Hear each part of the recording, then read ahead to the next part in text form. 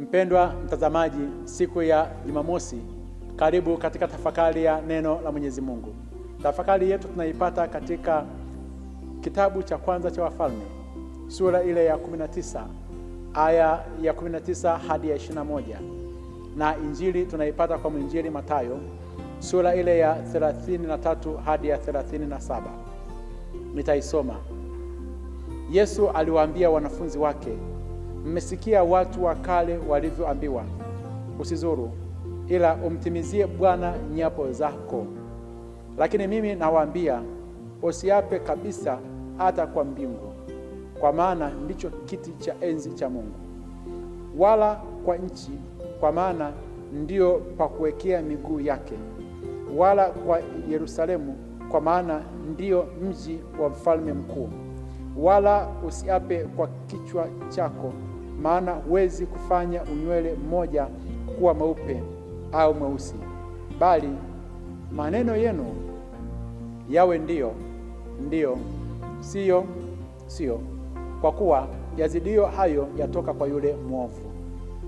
Neno la Bwana. Sifa kwako, e Kristo.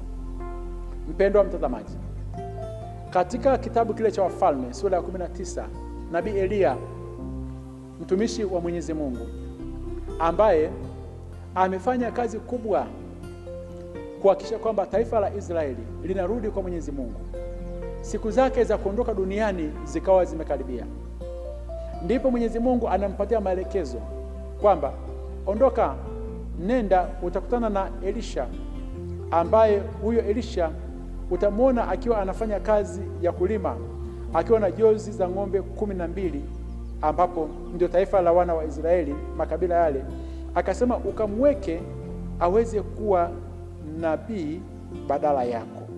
Tunajifunza kitu gani? Baada ya viongozi wa kiroho, hata viongozi wengine wa kijamii kufanya kazi kubwa ya ushindi, ondoka haraka sana wakati watu bado wanakuhitaji. Usikae hapo, utakuja kuharibu. Yaani, andaa vijana wengine, andaa waje washike nafasi hiyo, ili na wenyewe pia karama zile za Mwenyezi Mungu ambazo Mwenyezi Mungu alikuwa ameziweka ndani mwao ziweze kutumika.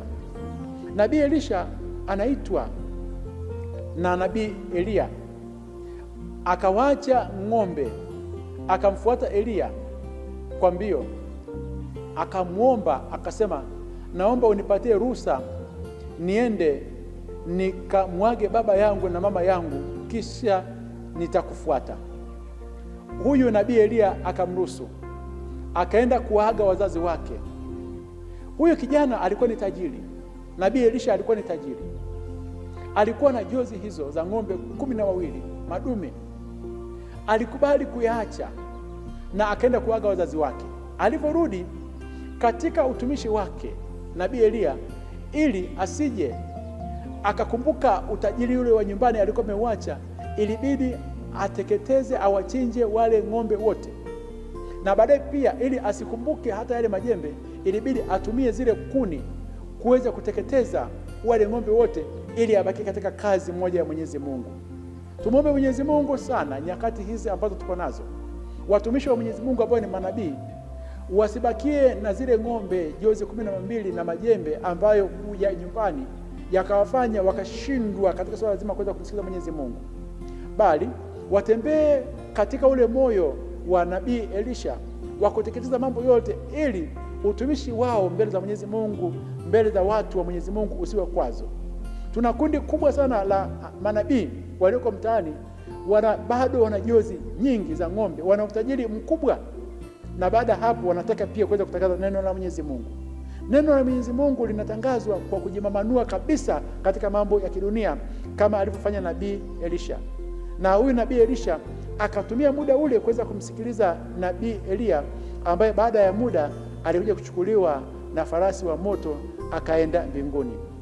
Na ndio maana basi Yesu Kristo anakazia sana katika injili hii, katika swala zima la wanafunzi wake, anasema viapo vyetu mbele za Mwenyezi Mungu viweze kuwa thabiti.